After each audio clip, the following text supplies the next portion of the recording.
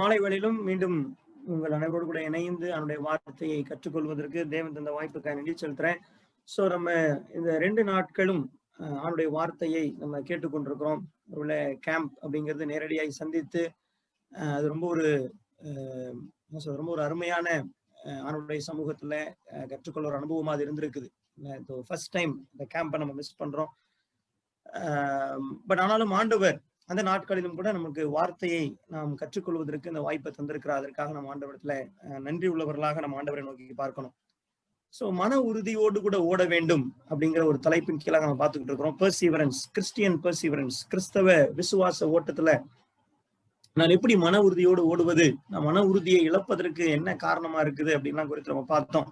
ஒருவேளை காலையில செய்தியில கேட்டவர்களுக்கு நினைவிருக்கும் நான் நம்புறேன். அதை மீண்டும் லைட்டா ரீகேப் பண்ண விரும்புறேன். இந்த மாலை கூட்டத்துல இணைந்திருக்கிறவர்களுக்கும் இந்த மாலை வேளையின் செய்தியை கேட்பதற்கு அது பிரயோஜனமா இருக்கும் என்று நான் நம்புகிறேன். சோ அந்த வார்த்தையை நம்ம ரீகேப் பண்றதுக்கு முன்னாடி நம்ம இருக்கிற இடங்கள்ல நம்முடைய தலைகளை தாழ்த்தி ஆண்டவர் நம்மோடு பேசும்படி நம்ம ஜெபிப்போம். நம்ம ஏதோ ஒரு மனுஷன் பேசுறாரு அல்லது ஏதோ ஒரு காரியத்தை அவங்களுக்கு தெரிஞ்சதை சொல்றாங்க அப்படின்னு இல்லை. நம்முடைய வேதாகமத்தை எடுத்து கையில வைத்துக் கொள்ளுங்கள். எபிரேயர் 12ஆம் அதிகாரத்தை நீங்க திறந்து வைத்துக் கொள்ளுங்கள். இங்கிருந்து ஒருவேளை ஆண்டுடைய கிருபையினாலே நான் இங்க பகிர்ந்து கொள்ளும் பொழுது நீங்கள் அந்த வசனத்தை வாசிங்க. இந்த வார்த்தை உங்களோடு பேசட்டும். இந்த வார்த்தையின் ஆக்கியோனாகிய ஆவியானவர் நம்மோடு பேசட்டும். சோ அந்த ஒரு மனநிலையோடு ஆண்டுடைய சமூகத்துல ஆண்டவர் நம்மோடு பேசும்படி நம்ம ஆண்டவரை நோக்கி நம்ம பார்க்கலாம். ஜெபிப்போம். எங்களை அதிகமாய் நேசிக்கிற பரலோக பிதாவே, ஆண்டவரே, இந்த மாலை வேளையிலும் நீர் எங்களோடு பேச வேண்டும் என்று ஜெபிக்கிறோம். பேசுகிறனை முற்றிலுமாய் மறைத்துக் கொள்ளும் சுவாமி. நாங்கள் மனித சத்தத்தை கேட்க கூடாது. வெவ்வேறு இடங்களில இருக்கிறோம். ஆண்டவரே, எங்களுடைய சூழலில இருக்கிற எல்லா தடைகளையும் கர்த்தர் எடுத்து போடுங்கப்பா. ஆண்டவரே, எங்களை டிஸ்ட்ராக்ட் பண்ணுகிற காரியங்களை எடுத்து போடுங்க. பரிசுத்த ஆவியானவர் நீர் எங்களை ஆட்கொள்ள வேண்டும் என்று நாங்கள் ஜெபிக்கிறோம். ஆண்டவரே, உம்முடைய வசனத்தை நாங்கள் தியானிக்கும் பொழுது நீங்க எங்களோடு பேசும் ஐயா. உம்முடைய வார்த்தையின் வல்லமையை எங்களை மேற்கொள்ள வேண்டும் என்று நாங்கள் ஜெபிக்கிறோம். ஆண்டவரே, இந்த நேரத்திலும் கூட இதை கேட்டுக்கொண்டிருக்கிற ஒவ்வொருவருடைய வாழ்க்கையிலும் தூய ஆவியானவர் கிரியை செய்ய வேண்டும் என்று நாங்கள் ஜெபிக்கிறோம். ஆண்டவரே, என்னை மறைத்துக் கொள்ளும் சுவாமி. ஆண்டவரே, நான் அல்ல சுவாமி, நீர் பேச வேண்டும் என்று நாங்கள் ஜெபிக்கிறோம். ஆண்டவரே, நீர் பேசும், நாங்கள் கேட்கிறோம். இயேசு கிறிஸ்துவின் ஜெபிக்கிறோம் ஜீவன் நல்ல பிதாவே, ஆமென். எபிரேயர் 12ஆம் அதிகாரத்தை மையமாக வைத்து நம்ம ஒரு சில காரியங்களை தியானித்து வருகிறோம். நான் காலையிலே பகிர்ந்து கொண்டேன். மன உறுதியோடு கூட ஓடக்கடவோம். ஆண்டவர் பாட்டஸ்லேக்கு கடந்த 2019 டிசம்பர் மாதத்துல இந்த ஆண்டுக்கான தலைப்பு என்ன என்று தியானித்த பொழுது ஆண்டவர் கொடுத்த ஒரு தலைப்பு தான் இந்த பெர்சீவரன்ஸ். இந்த 2020ஆம் ஆண்டுக்கு அது எவ்வளவு ஃபிட்டிங்கா இருந்திருக்கிறது அப்படிங்கிறத யோசித்து பார்க்க முடிகிறது. சோ ஆண்டவர் நம்ம இடத்துல சில காரியங்களை எதிர்பார்க்கிறார். நான் மன உறுதியோடு ஓட வேண்டும். என்னுடைய கிறிஸ்தவ வாழ்க்கையில, கிறிஸ்தவ ஓட்டத்துல நான் சோர்ந்து போகாமல் ஓட வேண்டும் என்பதை குறித்து நம்ம பார்த்தோம். சோ பெர்சீவரன்ஸ் அப்படிங்கிறதுக்கும் அடம்பிடிக்கிறதுக்கும் உள்ள வித்தியாசம் இருக்குது இல்லையா? பீயிங் ஸ்டபர்னுக்கும் பெர்சீவரன்ஸ்க்கு வித்தியாசம் இருக்குது. அது அந்த பர்பஸ் தான் அதை டிட்டர்மைன் பண்ணும். எதற்காக நான் மன உறுதியோடு இருக்கிறேன் என்பதுதான் நான் பெர்சீவியர் பண்றேனா அல்லது நான் அடம்பிடிக்கிறேனா என்பதை அது உறுதிப்படுத்தும். ரைட்? குழந்தை அடம்பிடிக்கிறது நம்ம பெர்சீவரன்ஸ் சொல்றது இல்லை, அதை நம்ம அடம்பிடித்தல் என்றுதான் நம்ம சொல்லுகிறோம். ரைட்? எப்படி மன உறுதியோடு கூட ஓட முடியும் நம்ம பார்த்தோம். என்னுடைய டெஸ்டினேஷன், நான் எபிரேயர் 12ஆம் அதிகாரம் 28வது வசனத்துல அசைவில்லாத ராஜ்யத்தை பெறுகிறவர்களாகிய நாம் இல்லையா, நம்ம ஓடிக்கொண்டிருப்பது அசைவில்லாத ராஜ்யத்தை நோக்கி, பரலோக வாழ்க்கையை நோக்கி நம்ம ஓடிக்கொண்டிருக்கிறோம். அந்த டெஸ்டினேஷனை குறித்த அறிவு, அதை குறித்த ஒரு அவேர்னஸ், அதை குறித்த ஒரு நம்பிக்கை இருக்கும் பொழுதுதான் என்னுடைய ஓட்டத்துல சோர்வு இல்லாம இருக்க முடியும். ஆனா அநேக நேரங்களில நான் அசைவில்லாத ராஜ்யத்தை நோக்கி ஓடல. என் மனதின் ராஜ்யம், என் மனதின் ஆசைகளை நோக்கி ஓடிக்கொண்டிருக்கிறேன். இவ்வுலக காரியத்தை தான் என்னுடைய வாழ்க்கையின் டெஸ்டினேஷனாவே நான் வச்சிருக்கிறேன். ரைட்? இந்த உலகம் தருகிற உயர்வான பதவிகள், இந்த உலகம் தருகிற காரியங்கள், மனிதர்களுடைய அங்கீகாரம், அப்ரூவல் ஆஃப் மென் இல்லையா, மனிதர்களுடைய அங்கீகாரத்தை தான் என் வாழ்க்கையின் டெஸ்டினேஷனா வச்சு ஓடிக்கிட்டு இருக்கிறேன் இல்லையா? வாட் இஸ் என்னுடைய கிறிஸ்தவ ஓட்டத்தினுடைய டெஸ்டினேஷன் என்பது இந்த உலகத்திற்குரியது அல்ல. அது அசைவில்லாத ஒரு ராஜ்யத்தை நோக்கியது நம்ம பார்த்தோம். ஸோ டெஸ்டினேஷனை அறிந்திருந்தா தான் மன உறுதியோடு ஓட முடியும். 2வது டைரக்ஷன், இயேசு கிறிஸ்துவை நோக்கி. ஸோ அந்த டெஸ்டினேஷனுக்கு போகணும் அப்படின்னா இயேசு கிறிஸ்துவின் வழியில போனாதான் முடியும். அவர் போன அடிச்சுவடுகளை பின்பற்றினாதான் முடியும். அவருடைய ரோல் மாடலை ஃபாலோ பண்ணாதான் போக முடியும். He's the direction. இயேசுவை நோக்கி ஓடணும். 3வது நம்ம பார்த்தோம் faith driven, faith fuelled Christian race. Right? நம்ம இந்த ஓட்டத்துக்கான எரிபொருள் என்பது விசுவாசம். விசுவாசம், இயேசு என்னோடு இருக்கிறார் என்கிற விசுவாசம், இயேசு எனக்காக ரத்தம் சிந்தி இருக்கிறார் என்கிற விசுவாசம், இயேசு கிறிஸ்து என்னைய அந்த அந்த இடத்துல கொண்டு போய் சேர்ப்பார், அவரை நான் சந்திக்க போகிறேன், அவரோடு நான் வாழப் போகிறேன் என்கிற விசுவாசம், அந்த நம்பிக்கை, ரைட், அதுதான் என்னுடைய விசுவாச ஓட்டத்தை ஃபியூயல் பண்ணும்போது தான் நான் சோர்ந்து போகாமல் ஓட முடியும் என்று சொல்லி பார்த்தோம். கடைசியா நிறைவு செய்யும் பொழுது இந்த காலை வேளை நம்ம பார்த்தோம், there are two distractions.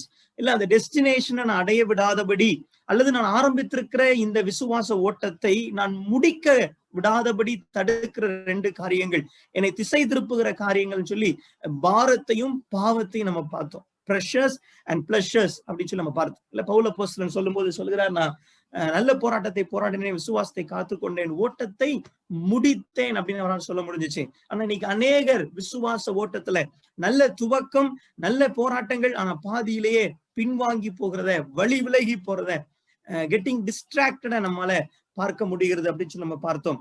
So அதுல இந்த காலை வேளையில நம்ம சிந்தித்தோம், anything which distracts you from the ultimate heavenly joy, பரலோகத்தில் இருக்கிற அந்த பேரின்பத்தை விட்டு உங்களை திசை திருப்புகிற எந்த ஒரு சிற்றின்பமும் பாவமே, ரைட்? சோ அதை குறித்து நம்ம பார்த்தோம். சோ இந்த மாலை வேளையிலும் கூட இந்த 2 டிஸ்ட்ராக்ஷனை குறித்து தான் நம்ம ஆழமாய் பார்க்க இருக்கிறோம். ஆண்டவர் நம்மோடு கூட இந்த காரியங்களை கற்றுக் கொடுக்க இருக்கிறார் என்கிற ஒரு விசுவாசத்தோடு நம்ம வேதத்துல எபிரேயர் 12ஆம் அதிகாரத்தை நம்ம எடுத்து வைத்துக் கொள்ளலாம். இந்த எபிரேயர் 12ஆம் அதிகாரத்தினுடைய வசனங்களை நான் தமிழ் மொழிபெயர்ப்புல புது மொழிபெயர்ப்பு என்று சொல்லுகிற பொது மொழிபெயர்ப்பு, திருவிவிலியம் என்கிற மொழிபெயர்ப்புல நான் வாசிக்க விரும்புகிறேன். நீங்க எந்த வேதாகம் வைத்திருந்தாலும் சரி, இதை நீங்க அப்படியே ஃபாலோ பண்ணுங்க. ரொம்ப எளிமையான வார்த்தைகளா இருக்கும், ரொம்ப அர்த்தமுள்ள வார்த்தைகளா இருக்கும். ஒரு சில வசனங்களை இதுல இருந்து நான் வாசித்து விட்டு அதன் பின்னர் நான் இந்த செய்திக்குள்ளா கடந்து செல்ல விரும்புகிறேன். எபிரேயர் 12ஆம் அதிகாரம் 2வது வசனத்துல இருந்து நான் வாசிக்கிறேன். நம்பிக்கையை தொடங்கி வழி நடத்துபவரும் அதை நிறைவு செய்பவருமான இயேசுவின் மீது கண்களை பதிய வைப்போம். அவர் தாம் அடையவிருந்த மகிழ்ச்சியின் பொருட்டு இழிவையும் பொருட்படுத்தாமல் சிலுவையை ஏற்றுக்கொண்டார். இப்போது கடவுளது அரியணையின் வலப்பக்கத்தில் வீற்றிருக்கிறார். பாவிகளால் தமக்கு உண்டான எந்த எதிர்ப்பையும் மன உறுதியோடு தாங்கிக் கொண்ட அவரை எண்ணி பாருங்கள். அப்பொழுது நீங்கள் மனம் சோர்ந்து தளர்ந்து போக மாட்டீர்கள். பாவத்திற்கு எதிரான போராட்டத்தில் ரத்தம் சிந்தும் அளவுக்கு நீங்கள் இன்னும் எதிர்த்து நிற்கவில்லையே. ரைட், அதுல 2 பார்ட்டை நான் வாசிக்க விரும்புகிறேன். மொத்தமா வாசிப்பதை விட 2 பார்ட்டை வாசிக்க விரும்புகிறேன். இப்ப நம்ம வாசித்த இந்த பகுதியில பாத்தீங்க அப்படின்னா, எபிரேயர் ஆக்கியோன் he is talking about the pressures, இல்லையா, அல்லது பாரம். இந்த பாரத்தை எப்படி நான் தள்ளிவிட்டு, இந்த பாரம் என்னுடைய அந்த விசுவாச ஓட்டத்துல நான் சோர்ந்து போய் நின்று விடாதபடி மன உறுதியோடு ஓடணும். ஏன்னா மன உறுதியோடு ஓடலாம் அப்படின்னா I will not complete my race, இல்லையா, ஓட்டத்தை நான் ஓடி முடிக்கணும். It is not about how fast I am running, right? நான் எவ்வளவு வேகமாய் ஓடுகிறேன் என்பது அல்ல, ஆனால் நான் எனக்கு நியமித்திருக்கிற ஓட்டத்துல ஓடுறேனா, இல்லையா, அந்த ரூல்ஸ் அண்ட் ரெகுலேஷனை ஃபாலோ பண்ணி ஓடுறேனா என்பதும், நான் ஓடி முடிக்கிறேனா என்பதும் தான் கேள்வி. சோ அப்ப நான் அந்த ரூல்ஸ் அண்ட் ரெகுலேஷனை ஃபாலோ பண்ணி ஓடி நான் ஓட்டத்தையும் ஓடி முடிக்க வேண்டும் என்றால் இந்த மன உறுதி எனக்கு ரொம்ப தேவைப்படுது. இந்த மன உறுதியை என்னை விட்டு எடுத்து போடக்கூடிய ஒரு விஷயம் இந்த பாரம், ரைட்? இந்த பாரம் ஆண்டவராகிய இயேசு கிறிஸ்துவுக்கும் கூட that pressures, that pain, இல்லையா, அந்த பாடுகள், அந்த பிரச்சனைகள், அந்த வேதனைகள், ஆண்டவர் ஜோமனமோ சொல்கிறார், ஆண்டவரே உமக்கு சித்தம் இந்த பாத்திரம் என்னை விட்டு நீங்க கூடுமானால் நீங்கட்டும்.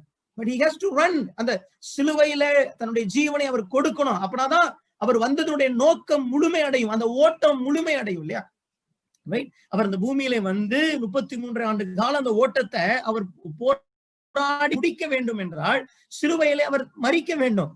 ஆனா அதுக்கு பக்கத்துல வரும்போது அந்த பாரம், அந்த அந்த அழுத்தங்கள், ஏன்னா இயேசு கிறிஸ்துவுக்கு நன்றாக தெரியும் எவ்வளவு வேதனையா இருக்க போதுன்னு, அங்க உள்ளவங்க என்ன பண்ணிக்கிட்டு இருக்காங்கன்னு தெரியும், இல்ல, what he was going through. நிறைய நேரங்கள்ல நம்ம வாழ்க்கையில எப்படிப்பட்ட பிரஷர்ஸ், லைஃப் உடைய ஸ்ட்ரெஸ் இருக்கும்போது, அழுத்தங்கள் இருக்கும்போது, சூழ்நிலைகள் தாக்கங்கள் இருக்கும்போது நம்ம நினைக்கிறோம் ஆண்டவருக்கு ஒண்ணும் புரியல, இல்லையா, ஆண்டவருக்கு ஒண்ணும் தெரியல, அவர் வாட்டுக்கு அமைதியா இருக்கா நம்ம நினைக்கிறோம். ஆண்டவராகிய இயேசு கிறிஸ்து நாம் அனுபவிக்கிற அனைத்து அந்த பாரங்கள் இருக்குல்ல, அந்த அழுத்தங்கள் எல்லாவற்றுக்குள்ளாய் கடந்து சென்றிருக்கிறார். He knows how it feels to be betrayed. ஏமாற்றப்படுவது எப்படி இருக்கும் என்பது இயேசுவுக்கு தெரியும். அவரோடு 3 ஆண்டு காலம் கூட இருந்த ஒருவன் தான் இயேசுவை ஏமாற்றினான், இல்லையா? கூடையே இருந்து ஆண்டவரே உமக்காக என்னன்னாலும் செய்வேன், உயிரையே கொடுப்பேன்னு சொன்னவன் தான் சாபம் போட்டு சபித்தான் பேதுரு. God knows. அன்னைக்கு நம்ம நினைக்கிறோம் நம்முடைய நண்பர்கள் நம்மை காயப்படுத்தும் பொழுது, நண்பர்கள் நம்மை ஏமாற்றி விடும் பொழுது, அல்லது நமக்கு அன்பிற்குரியவர்கள் நம்மை காயப்படுத்தி விடும் போது we think that என் காயத்தை யாரும் புரிந்து கொள்ள முடியாதுன்னு. இயேசு கிறிஸ்து அந்த பாதையில கடந்து சென்றிருக்கிறார், அவர் கடந்து சென்றிருக்கிறார். Right? He knows. He knows how it feels to be lonely. ஒரு பிரச்சனைன்னு வரும்போது எல்லாரும் என்னை கைவிட்டு விட்டார்கள் என்றால் தனிமையா இருப்பது எப்படி இருக்கும் என்பது இயேசுவுக்கு தெரியும். இயேசுவுக்கு தெரியும். He knows the physical pain. இல்ல நம்ம go through பண்ற physical pain வச்சுட்டு ஆண்டவரால் இந்த இதை புரிந்து கொள்ள முடியுமா? நம்ம கேட்கவே முடியாது. Because he has gone through a lot. எத்தனை அடிகள், எத்தனை மிக பயங்கரமான பிசிக்கல் பெயின் சிலுவையில் அவர் தொங்கினார். சோ நம்ம இன்னைக்கு go through பண்ற பிசிக்கல் பெயினை விட அதிகமான பெயின் இயேசு கிறிஸ்து கடந்து சென்றிருக்கிறார். பேச்சு, ஏளனமான பேச்சு, அற்பமான பேச்சு, ப்ரொவோக்கிங் ஸ்டேட்மெண்ட்ஸ் ஆண்டவர் கேட்டிருக்கிறார் இல்லையா? ஓகே, அநியாயங்கள், எஸ், அவர் சிலுவையில் அறையப்பட்டதே அவர் மீது குற்றமே கிடையாது, தவறே இல்லாமல் அவர் குற்றம் சாட்டப்பட்டார். அவர் செய்யாத ஒன்றை அவர் செய்தார் என்று சொல்லப்பட்டது. அவர் சொன்ன வார்த்தைகளை திருத்தி கொண்டாங்க. இது 3 நாளைக்குள்ள இத ஆலயத்தை இடித்து போடுங்க, 3 நாளைக்குள்ள திரும்ப கட்டுவேன்னு சொன்னாரு. அவர் சொன்னது தன்னுடைய சரீரத்தை, இவங்க நினைச்சுக்கிட்டது அந்த ஆலயத்தைன்னு சொல்லி. சோ இப்படி அநேக காரியங்கள் இன்னைக்கு நம்ம வாழ்க்கையில சந்திக்கிற அநேக அழுத்தங்கள், அவமானங்கள், ரைட், இது எல்லாத்தையும் இயேசு கிறிஸ்து கடந்து சென்றிருக்கிறார். இல்ல, எல்லாத்தையும் கடந்து சென்றிருக்கிறார். அதான் 3வது வசனம் எபிரேயர் 12:3 பாவிகளால் தமக்கு உண்டான எந்த எதிர்ப்பையும் மன உறுதியோடு தாங்கிக் கொண்டு அவரை எண்ணி பாருங்கள், அப்பொழுது நீங்கள் மனம் சோர்ந்து தளர்ந்து போக மாட்டீர்கள். ரைட். See, first thing, என் ஓட்டத்தை ஓடி முடிப்பதற்கு என்னைய தடை செய்யக்கூடிய அந்த பாரம் இருக்கு இல்லையா, அந்த பிரஷர்ஸ், அந்த அழுத்தங்கள், இது என்னை தடை செய்யாதபடி நான் மன உறுதியோடு ஓட வேண்டும் என்றால் இயேசுவை எண்ணி பாருங்கள். I have to look up to Jesus Christ for encouragement. நான் இயேசுவை நோக்கி பார்க்க வேண்டும். இன்னைக்கு ஆனா அநேக நேரங்களில நான் அவமானங்களை பார்க்கிறேன். இந்த தமிழ் வேதாகமத்துல, நம்முடைய பழைய தமிழ் வேதாகமத்துல ஒரு வார்த்தை 3வது வசனத்துல வருகிறது, பாவிகளால் செய்யப்பட்ட இவ்விதமான விபரீதங்களை சகித்து அவரை நினைத்துக் கொள்ளுங்கள். விபரீதங்களை சகித்து அவர்னு சொல்லி. சோ இன்னைக்கு விபரீதங்களை நோக்கி பார்க்கிறோம், அவமானங்களை நோக்கி பார்க்கிறோம், கடுமையான சூழ்நிலைகளை நாம் நோக்கி பார்க்கிறோம், மனிதர்களை ஏமாற்றி விட்டார்கள் என்பதை நோக்கி பார்க்கிறோம். ஆனால் நாம் இயேசுவை நோக்கி பார்க்க வேண்டும். ஏன்னா நான் எதையெல்லாம் நோக்கி பார்த்து சோர்ந்து போகிறேனோ அதையெல்லாம் கடந்து வந்தவர் இயேசு. அதையெல்லாம் அவர் கடந்து வந்திருக்கிறார் இல்லையா? எபிரேயர் 12ஆம் அதிகாரம் 2வது வசனத்துடைய கடைசி பகுதியில நம்ம பார்க்கிறோம், இழிவையும் பொருட்படுத்தாமல் சிலுவையை ஏற்றுக்கொண்டார், இப்பொழுது கடவுளது அரியணையின் வலப்பக்கத்தில் வீற்றிருக்கிறார். He is sitting there victoriously. வெற்றி கொண்டவராய், ஜெயம் சிறந்தவராய் இன்னைக்கு அவர் அரியணையில உட்கார்ந்து இருக்கிறார், சிங்காசனத்துல உட்கார்ந்து இருக்கிறார். சோ ஒரு சூழ்நிலையில இந்த சூழ்நிலையை நான் சோர்ந்து போகாம தாண்டணும் அப்படின்னா அதை ஏற்கனவே தாண்டின நபர்கள்ட்ட நம்ம கேட்போம். ஒரு புது கோர்ஸ் எடுக்கிறோம் அல்லது ஒரு புது வேலைக்கு போறோம்னா அதே இதுல இந்த மாதிரி இருந்தவங்க நம்ம கேட்போம் இல்லையா, அது எப்படி இருக்கும், நீங்க அதை எப்படி கடந்து வந்தீங்களா, அது எப்படி இருக்கும்னு கேட்டோம் இல்லையா? சோ நான் இயேசு கிறிஸ்துவை நோக்கி பார்க்க வேண்டும் இல்ல, இந்த ஓட்டத்துல நான் மன உறுதியோடு ஓட வேண்டும் என்றால் நான் இயேசுவை எண்ணி பார்க்க வேண்டும், நான் இயேசுவின் வாழ்க்கையை நோக்கி பார்க்க வேண்டும். I will get encouragement from the life of Jesus Christ. வேறு எதுவும் இந்த சோர்விலிருந்து உங்களை வெளியில கொண்டு வர முடியாது. சோ நீங்க சோர்ந்து போகாதீங்க. வேதம் ரொம்ப தெளிவா சொல்லுது. எபிரேயர் 12ஆம் அதிகாரத்துல நம்ம பார்க்கிறோம், நீங்கள் சோர்ந்து போக வேண்டாம். 3வது வசனம் எபிரேயர் 12 3வது வசனம் சொல்லுகிறது, நீங்கள் அப்போ அதாவது இயேசுவை நீங்க நோக்கி பார்க்கும்போது பாவிகளால் தமக்கு உண்டான எந்த எதிர்ப்பையும் மன உறுதியோடு தாங்கிக் கொண்டு அவரை எண்ணி பாருங்கள், அப்பொழுது நீங்கள் மனம் சோர்ந்து தளர்ந்து போக மாட்டீர்கள். அப்ப இயேசுவை நோக்கி பார்க்கும் பொழுதுதான் நான் மனம் சோர்ந்து தளர்ந்து போக மாட்டேன். இன்னைக்கு நான் இயேசுவை பார்க்காமல் வேற எதை பார்த்தாலும், எந்த மனிதரை பார்த்தாலும், எந்த மனித வார்த்தைகளை பார்த்தாலும், எந்த சூழ்நிலையை பார்த்தாலும் நான் மனம் சோர்ந்து தளர்ந்துதான் போவேன். சோ நாம் இயேசுவை நோக்கி பார்க்கும் பொழுது மாத்திரம்தான், அவரை எண்ணி பார்க்கும் பொழுது மாத்திரம்தான், அவர் எப்படி கடந்து வந்தார் என்பதை நினைத்து கொள்ளும் போது மாத்திரம்தான் இந்த பாரங்கள் என்னுடைய ஓட்டத்தை தடை செய்ய முடியாது. இன்னைக்கு we want to quit, we want to give up. ஏன்? சூழ்நிலையே பார்த்துட்டு இருக்கிறேன். Look to Jesus. அந்த பகுதியில் எடுத்து வாசிங்க, இயேசு எப்படி அதை தாண்டி வந்தார், இதெல்லாம் எப்படி இயேசு கிறிஸ்து தாண்டி வந்தார். அவரை எண்ணி பாருங்கள், அவர் செய்தவைகளை நினைத்து பாருங்கள். You will get encouraged. நீங்கள் சோர்ந்து போக மாட்டீர்கள். அவர் உங்களுக்கு முன்னதாக நீங்கள் இப்பொழுது அனுபவித்து கடந்து சென்று கொண்டிருக்கிற அதே பாடுகளையும் பிரச்சனைகளையும் ஆண்டவராகிய இயேசு கிறிஸ்து கடந்து சென்று இன்னைக்கு எங்க இருக்கிறார்? அவர் தோற்று போயிருக்கல, அவர் வெற்றி சிறந்து சிங்காசனத்தில் இருக்கிறார், அவர் அரியணையில வீற்றிருக்கிறார். Right. So who else you want to look up to? வேற யார் இடத்துல நம்ம நோக்கி பார்க்க முடியும்? இதற்கு மேல ஒரு வெற்றி சிறந்தவர் இல்ல, அவர் வெற்றி சிறந்து அமர்ந்திருக்கிறார். இன்னொன்னு, இயேசு கிறிஸ்து இந்த பாடுகள் பிரச்சனைகள் வரும்போது எப்படி தாண்டினாரா? ஒரு சீக்ரெட் ஃபார்முலா இருக்கும்ல. ஐஏஎஸ் ஆனா எல்லாத்தையும் கேட்பாங்க, நீங்க எப்படி ஐஏஎஸ் கிராக் பண்ணீங்க? What is the formula? What is the secret of your success அப்படின்னு கேட்பாங்க இல்ல. அப்ப secret of Jesus Christ success என்ன? எப்படியா அந்த பாடுகள் பிரச்சனை அந்த அழுத்தம், இன்னைக்கு நாங்க ரொம்ப ஈஸியா சோர்ந்து போயிடுறோம் ஆண்டவரே, நாங்க ரொம்ப தளர்ந்து போயிடுறோம். பட் எப்படி ஆண்டவரே நீங்க ஓடுனீங்க, எப்படி அதை தாண்டினீங்க? அருமையா வசனம் சொல்லுகிறது எபிரேயர் 12:2, அவர் தமக்கு முன் வைத்திருந்த சந்தோஷத்தின் பொருட்டு, அவர் தமக்கு முன் வைத்திருந்த சந்தோஷத்தின் பொருட்டு, ரைட்? இந்த புது மொழிபெயர்ப்புல பார்க்கிறோம், நம்பிக்கையை தொடங்கி வழிநடத்துபவரும் அதை நிறைவு செய்பவருமான இயேசுவின் மீது கண்களை பதிய வைப்போம். அவர் தாம் அடையவிருந்த மகிழ்ச்சியின் பொருட்டு இழிவையும் பொருட்படுத்தாமல் சிலுவை ஏற்றுக்கொண்டார். அவர் அடையவிருந்த மகிழ்ச்சியின் பொருட்டு, see his encouragement, his perseverance, இயேசு கிறிஸ்துவுடைய மன உறுதி என்பது அவர் அடையவிருந்த மகிழ்ச்சியில் இருந்தது. It was not based on the present joy, but it was based on the joy in future. அவர் அடையவிருந்த மகிழ்ச்சி, அவருக்கு தெரியும், நான் பிதாவினிடத்திலே போக போகிறேன், நான் வெற்றி சிறக்க போகிறேன், நான் உயிரோடு எழுந்திருக்க போகிறேன். உயிர் தெழுதலின் நம்பிக்கையிலே அவருக்கு ஒரு மகிழ்ச்சி இருந்துச்சு. His source of joy was not on what was happening, but what was going to happen. என்ன நடந்து கொண்டிருந்ததோ அதுவல்ல இவருடைய மகிழ்ச்சியின் சோர்ஸ். அதற்கான ஊற்று அங்கிருந்து எடுக்கல. இயேசு கிறிஸ்துவுடைய மகிழ்ச்சியினுடைய அந்த சோர்ஸ் என்பது, it was not on the miracles he did, it was not on the preachings he did, but it was on the thing which is going to happen. அந்த ஹோப்ல இருந்தது, அந்த நம்பிக்கையில இருந்தது மகிழ்ச்சியா இல்ல. ஆண்டவர் நான் அற்புதம் செஞ்சேன், அதிசயம் செஞ்சேங்கிறதுக்காக அவர் மகிழ்ல. அவருடைய மகிழ்ச்சி எங்க இருந்து எடுத்துக்கிட்டாரு? நடக்க போற, உயிரோடு எழுந்து சிங்காசனத்துல உட்கார போகிறார் இல்லையா? அவருடைய இடம், he is going to go to a place where he belongs to. அவர் எந்த இடத்திற்குரியவரோ அந்த இடத்திற்கு போக போகிறார். ஆண்டவர் இந்த பாடுகளை தாண்டி உயிரோடு எழுந்திருக்க போகிறார் என்கிற நம்பிக்கையிலே அவருக்கு இருந்தது மகிழ்ச்சி. 2 வார்த்தைகள் பைபிள்ல பவுல் அப்போஸ்தலன் யூஸ் பண்றார். இன்னைக்கு நிறைய நேரம் நம்ம சோர்ந்து போவதற்கான காரணம் என்ன தெரியுமா? அவர் source of joy is on what is happening in my life. என் வாழ்க்கையில் இன்று என்ன நடக்கிறதோ அதை இதுல இருந்துதான் என் மகிழ்ச்சியை எடுத்துக்கிட்டு இருக்கேன். இன்னும் நம்ம எப்படி போதிக்கப்பட்டிருக்கிறோம்? Source of joy should be on success only. எப்ப நீ வெற்றி கொண்டால் மட்டும்தான் மகிழ்ச்சியா இருக்கணும். எப்ப நீ ஜெயிச்சிட்டீனாதான் நீ சந்தோஷமா இருக்கணும். உனக்கு நல்லது நடந்தாதான் நீ சந்தோஷமா இருக்கணும். பைபிள் அப்படி சொல்லலையே. பைபிள் அப்படி சொல்லலையே. உங்களுக்கு சோதனைகள் வந்தால் சந்தோஷமாக எண்ணுங்கள் பைபிள் சொல்லுதியா? Because your source of joy is in hope.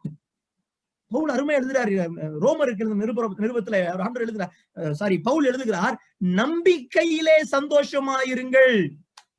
நம்பிக்கையிலே சந்தோஷமா இருக்கு. இன்னைக்கு நம்ம சோர்ந்து போவதற்கான காரணம், நான் மகிழ்ச்சியை இவ்வுலகத்திற்குரிய இன்னைக்கு நடக்கிறவைகள் இருந்து எடுக்க பாக்குறேன். எனக்கு கிடைக்காது. எப்படி கிடைக்கும்? ஏன்னா நான் அதற்குரியவன் அல்ல, நான் நம்பிக்கையில் சந்தோஷமா இருக்கும்படி அழைக்கப்பட்டிருக்கிறவன். இயேசு கிறிஸ்து எப்படி சிலுவையை தாண்டி சென்றார், எப்படி மன உறுதியோடு சென்றார், அவருடைய சந்தோஷம். He knew very well, by each passing second in the cross, he knew that he was getting every second closer to that glorious place in heaven. சிலுவையிலே அவர் அணுவாய் ஒவ்வொரு நொடியும் வேதனைப்பட்டு கொண்டிருந்த ஒவ்வொரு நொடியும் அவருக்கு தெரியும். அந்த மகிமையுள்ள சிங்காசனத்தை நோக்கி ஒவ்வொரு நொடி இவர் முன்னேறி சென்று கொண்டிருக்கிறார் என்பது அந்த சந்தோஷத்தின் பொருட்டு. அப்ப அந்த சந்தோஷம், நம்பிக்கை, அந்த நம்பிக்கையில சந்தோஷமா இருக்கும் போது கீழே இருந்து ஒருத்தன் சொல்லுவான்ல, நீ எலியாவானால் இறங்கி வரும், தேவனுடைய குமாரனை அதை பண்ணும், சொல்லிட்டு போ. What it is, I am getting every second, I am getting closer to the joy of hope. அந்த நம்பிக்கையில் சந்தோஷம். என் தேவன் என்னை கைவிட மாட்டார் என்கிற நம்பிக்கையில் சந்தோஷம். என் தேவன் உண்மை உள்ளவர் என்கிற நம்பிக்கையில் சந்தோஷம். என் இயேசு அன்பு கூறுகிறார் என்கிற நம்பிக்கையில் சந்தோஷம். என் இயேசு என்னை குற்றமற்றவனாய் நிறுத்துவார் என்கிற நம்பிக்கையில் சந்தோஷம். இந்த உலகத்துல மனிதர் எவ்வளவா என்னை பேசினாலும் என் ஆண்டவர் சொல்லி இருக்கிறார், உன்னை விட்டு நான் விலகுவதும் இல்லை, உன்னை கைவிடுவதும் இல்லை, அவர் சொன்னபடி செய்வார் என்கிற நம்பிக்கையில் சந்தோஷம். அவர் சொன்னபடி செஞ்சதுக்கு அப்புறம் கிடைக்கிற சந்தோஷம் அல்ல, அது நம்பிக்கையில வர சந்தோஷம் இல்ல. God's source of joy was in hope. அவருக்கு முன் வைக்கப்பட்ட சந்தோஷத்தின் பொருட்டு நம்ம எங்க இருந்து சந்தோஷம் எடுக்கிறோம்? எங்க இருந்து சந்தோஷம் எடுக்கிறோம்? we are not walking in faith. நான் காலையில என்ன சொன்னேன்? காணப்படாதவைகளின் நிச்சயம். நான் எதை பாக்குறேனோ அதுல இருந்தா சந்தோஷம் இல்ல. இன்னைக்கு என் கையில சம்பளம் வந்துடுச்சுன்னா சந்தோஷம், வரலன்னா இல்ல, வந்த பிறகுதான் சந்தோஷம். ஆனா ஆண்டவர் சொல்லி இருக்காரு, உன் தேவைகளை சந்திப்பேன், I will provide for you. பரமபிதா அறிந்திருக்கிறார் உங்களுக்கு என்ன தேவை என்று பரமபிதா அறிந்திருக்கிறார். ஒரு காட்டு புஷ்பத்தையும் இதையும் விளவாய் உடுத்துவிக்கிற உங்களை உடுத்துவிக்க மாட்டாரா? Do you have that hope? Can you rejoice in hope? Can you rejoice in hope? அதுதான் கஷ்டம். அதனால தான் இன்னைக்கு நான் மனம் சோர்ந்து விடுகிறேன். ஏன்னா my source of joy is in something which is happening. இன்னைக்கு ஏதாவது நடந்தா தான் எனக்கு மகிழ்ச்சி. இல்ல, நம்பிக்கையிலே சந்தோஷமா இருங்கள். ரோமர்களின் நிருபத்துல பவுல் அப்போஸ்தலன் எழுதுகிறார், நம்பிக்கையிலே சந்தோஷமா இருங்கள். இயேசு கிறிஸ்துவுடைய சீக்ரெட், ரைட்? எப்படியா ஆண்டவரே நீங்க மன உறுதியோடு சிலுவை ஏற்றுக்கொண்டீங்க? பிகாஸ் எனக்கு முன் இருந்த சந்தோஷத்தின் பொருட்டு அவர் இந்த அவமானத்தை இழிவை பொருட்படுத்தாமல் அப்படின்னு சொல்லுது புது மொழிபெயர்ப்புல. அவர் பொருட்படுத்தவில்லை, he ignored. நீ என்னமும் பேசிட்டு போ, என்னுடைய நம்பிக்கையே வேற. My hope is different. My hope is different. ரெண்டாவது, God knows cross is a path and not a destination. சிலுவை ஒரு பாதை, அது முடிவு அல்ல. இயேசு கிறிஸ்துவுக்கு நன்றாக தெரியும், I belong to the throne and I am passing through the cross. இந்த நம்பிக்கை உங்களுக்கு எனக்கு உண்டா? That will give you joy. That will give you joy. ஏன் நம்ம சோர்ந்து போகிறோம்?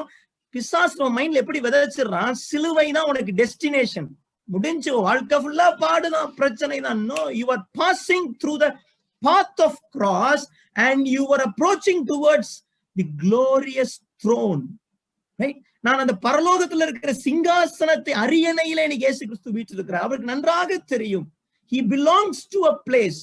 அவர் அந்த பரலோகத்திற்கு உரியவர் என்பது அவருக்கு நன்றாக தெரியும். அதுதான் அருமையா பவுல் எழுதுகிறார் பிலிப்பியர்ல, கர்த்தருக்குள் சந்தோஷமாயிருங்கள். Rejoice by knowing that you belong to Christ. நீங்கள் இயேசுவுக்குரியவர்கள், கர்த்தருக்குள் சந்தோஷமா இருங்கப்பா. You belong to God. நீங்கள் கர்த்தருக்குரியவர்கள் and you are going there. அதை நோக்கி தான் ஓடிக்கிட்டு இருக்கிறோம் நம்ம. You and I don't belong to this place. இந்த இடத்திற்குரியவர்கள் அல்ல, நாம் பரலோகத்திற்கு ஓடிக்கொண்டிருக்கிறோம், பரலோகத்திற்குரியவர்கள். நாம் கடந்து செல்லுகிற சிலுவை ஒரு பாதை. That is a path. அது தேவன் விரும்புகிற ஒரு பாதை, அது தேவன் நமக்கு நியமித்திருக்கிற பாதை. ஆனால் சிலுவையே டெஸ்டினேஷன் கிடையாது. சிலுவை is a path. அதை சகித்து and I go to the heaven. ஆண்டவருக்கு அது நன்றாகவே தெரியும். இன்னைக்கு நாம் சோர்ந்து போவதற்கான காரணம் என்ன? என்னுடைய சோர்ஸ் ஆஃப் ஜாய் என்ன? சற்று ஆராய்ந்து பாருங்கள். தேவ சமூகத்துல சற்று ஆராய்ந்து பார்ப்போம். ஆண்டவரே, இன்னைக்கு மகிழ்ச்சி ஏதாவது நடந்தா தான் மகிழ்ச்சின்னு வச்சிருக்கிறேனா, அல்லது நம்பிக்கையில் சந்தோஷமா இருக்கிறேனா? தமக்கு முன் இந்த சந்தோஷத்தின் பொருட்டு ஆண்டவர் பொருட்படுத்தல. பேசுறவன் நீ பேசிக்கோ, என் நம்பிக்கை வேற. பட் இன்னைக்கு அநேக நேரம் பாருங்களேன், மனுஷங்க பேசுற பேச்சுதான் என்னுடைய சோர்ஸ் ஆஃப் ஜாயா இருக்குது. இவங்க இந்த மாதிரி எல்லாம் பேசிட்டாங்க, ஏன் ஹோப் ஒண்ணு இருக்குது, வேதம் எனக்கு ஒரு நம்பிக்கை சொல்லுது, அந்த நம்பிக்கையை நம்புறேன். ஆனா மத்தவங்க எல்லாம் ஏதோ பேசுறாங்க, அப்ப எனக்கு மகிழ்ச்சியா இல்ல. அதனால என்ன பண்ணிடுறேன், இந்த நம்பிக்கையை விட்டுட்டு அவங்க பேசுறதுல இருந்து சந்தோஷத்தை எடுத்துக்கிறேன். நிலைக்காது. இன்னைக்கு பேசுற அதே 4 பேர் நாளை கழிச்சு வேற மாதிரி பேசுவாங்க. அன்னைக்கு சந்தோஷம் கிடைக்காது. அன்னைக்கு நீங்க திரும்ப இங்கதான் வரணும். ஒரு உண்மையான மன உறுதியோடு நீங்கள் ஓட வேண்டும் என்றால் நம்பிக்கையில சந்தோஷமா இருங்க. அவங்க பேசுற பேச்சை பொருட்படுத்தாதீங்க. உங்கள் நம்பிக்கைக்கு அகைன்ஸ்டா மனிதர்கள் பேசுகிற பேச்சு, மனிதனுடைய அப்ரூவல்ல இருந்து மகிழ்ச்சி எடுக்காதீங்க, பொருட்படுத்தாதீங்க. ஆண்டவர் அவங்க படுத்தின இழிவை, அவங்க பேசின அற்பமான காரியங்கள், அவமானத்தை என்னவே இல்லை ஆண்டவர். அவருடைய மகிழ்ச்சி நம்பிக்கையில் இருந்தது. நம்முடைய மகிழ்ச்சி எங்க இருக்குது? நம்பிக்கையில் சந்தோஷமாயிருங்கள். ரைட்? That's the secret. ரெண்டாவது, சிலுவை. I'm going through this phase. இந்த வேதனையும் இந்த பாடுகளும் இந்த அழுத்தங்களும் என்பது ஒரு பாதை தானே ஒழிய இதுதான் என்று எனக்கு நியமித்திருக்கிற I belong to heaven, இது நியமித்திருக்கிற ஒரு பாதை தான். I am passing through that way. என்னோட ஃபைனல் டெஸ்டினேஷன் வேறு. என்னோட final destination is not cross. Cross is the way. Cross is the path. ஆனா இறுதியில எனக்கு ஒரு மகிமையான ஒரு காரியம் இருக்குது, எனக்கு ஒரு சிங்காசனம் இருக்குது, எனக்கு ஒரு அரியணை இருக்கிறது என்பதை நான் மறந்து விடக்கூடாது. சோ பாரத்படுத்தும் பொழுது இல்லையா, 4வது வசனத்துல பாருங்க, 3வது வசனத்துல, ஆகையால் நீங்கள் இளைப்புள்ளவர்களாய் உங்கள் ஆத்துமாக்கள் சோர்ந்து போகாதபடிக்கு தமக்கு விரோதமாய் பாவிகளால் செய்யப்பட்ட இவ்விதமான விபரீதங்களை சகித்து அவரே நினைத்துக் கொள்ளுங்கள். கடைசியா ஒரு டெக்னிக், இந்த மன உறுதியோடு ஓடுவதுல சில காரியங்களை நாம் சகித்து ஆக வேண்டும். You have to endure that. You have to endure that. இன்னைக்கு அநேக நேரங்களிலே நாம் எப்படி போதிக்கப்பட்டு வளர்க்கப்படுகிறோம், எப்படி ஒரு சக்சஸ் வந்தா தான் சந்தோஷம் அல்லது ஒரு நன்மை நடந்தாதான் சந்தோஷம் என்று நாம் ட்ரெயின் பண்ணப்பட்டிருக்கிறோமோ, நம்பிக்கையிலே சந்தோஷப்படாமல் ஏதாவது நடந்தால்தான் சந்தோஷம் நம்ம ட்ரெயின் பண்ணப்பட்டிருக்கிறோமோ, அதே போலதான் அநேக நேரங்களிலே சில விஷயங்களை தவிர்த்தால்தான் எளிது பாதைன்னு சொல்லப்பட்டிருக்கும். We have been taught like that. இது இல்லாம இது இருக்கக்கூடாது, இதெல்லாம் நடக்கக்கூடாது அப்படி. ஆனா ஆண்டவராய் இயேசு கிறிஸ்து சகித்தார். இல்ல 2வது வசனத்திலையும் இந்த வார்த்தை வருகிறது. எபிரேயர் 12:2 சிலுவையை சகித்து. நான் சொன்னேன்ல, ஆண்டவர் நியமித்திருக்கிற பாதை இந்த சிலுவை இல்லையா? பாடுகள் என்பது தேவன் வைத்திருக்கிற ஒரு பாதை. சோ ஆண்டவர் வைத்திருக்கிற சில பாதையை, சில பெயினை ஐ ஹாவ் டு ஏற்றுக்கொள்ள வேண்டும். இந்த புது மொழிபெயர்ப்பில் அவர் ஏற்றுக்கொண்டார்னு போடப்பட்டிருக்குது. சகித்து. அதே போலதான் 3வது வசனத்திலையும் பாருவோம், பாவிகளால் செய்யப்பட்ட விபரீதங்களை சகித்த. சில நேரங்களிலே சில அநியாயங்களை, நமக்கு இழைக்கப்படுகிற சில தவறான காரியங்களை, சொல்லப்படுகிற சில வார்த்தைகளை நான் சகித்தாக வேண்டும். இல்ல, I have to endure that. அதை நான் ஏற்றுக்கொண்டாக வேண்டும். ஓகே, நீங்க சொல்றீங்களா? சொல்லுங்க. சொல்லுங்க. I'm crossing through this way. So இப்படிதான் பேசுவாங்க. அதை நாம் சகித்தாக வேண்டும். அதுக்கு நான் ரெஸ்பாண்ட் பண்ண ஆரம்பிச்சேன் அப்படின்னா, மனிதர்கள் செய்கிற விபரீதங்களுக்கு நான் ரெஸ்பாண்ட் பண்ண ஆரம்பித்தேன் அப்படின்னா, நான் சோர்ந்து போய் விடுவேன். என் மன உறுதியை விட்டுருவேன். நான் ஓட்டத்தை ஓடி முடிக்க முடியாது. அந்த ஓட்டத்தை நான் கம்ப்ளீட் பண்ணணும் அப்படின்னா இதை நான் சகிக்க வேண்டும். இன்னைக்கு என்டியூரன்ஸ் பத்திலாம் நம்ம நிறைய கேட்பது இல்ல. சகித்தலை பத்தி நம்ம எவ்வளவு கேட்டிருக்கிறோம் இல்ல? நாம் சகிக்க வேண்டும், அதை ஏற்றுக்கொள்ள வேண்டும். You should not try to prove a point. அங்க நீங்க அது ஏதோ ஒண்ணு பாயிண்ட் ப்ரூவ் பண்ண போய் அங்க போய் ஏதோ ஒரு காரியத்தை செய்ய வேண்டிய அவசியம் அல்ல. நீங்கள் அமைதியாய் அதை ஏற்றுக்கொள்ள வேண்டும். இயேசு கிறிஸ்து நம்ம 1 பேதுருல வாசிக்கிறோம், அவர் வையப்படும் பொழுது பதில் வையாமலும் தம்மை ஒப்பு கொடுத்தார். Because that was the time when he has to endure. இல்லையா? அந்த காலங்களை அவர் கடந்து சென்றாக வேண்டும். அது தேவன் நியமித்திருக்கிற ஒரு ஓட்டம், நியமித்திருக்கிற ஒரு பாதை.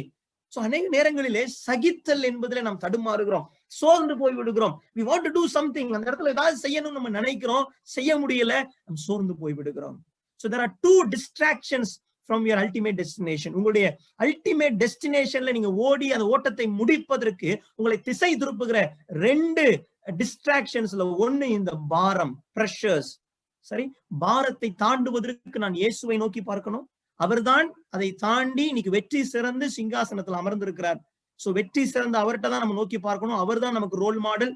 அப்படி பார்க்கும் பொழுதுதான் சோர்ந்து போகாம நம்ம மன உறுதியோடு ஓட முடியும். 2வது, அவருடைய சீக்ரெட் ஆஃப் சக்சஸ் என்பது அவருக்கு முன் வைத்திருந்த சந்தோஷத்தின் பொருட்டு அவமானத்தை எண்ணாமல் நம்பிக்கையிலே சந்தோஷமாயிருங்கள், கர்த்தருக்குள் சந்தோஷமாயிருங்கள்.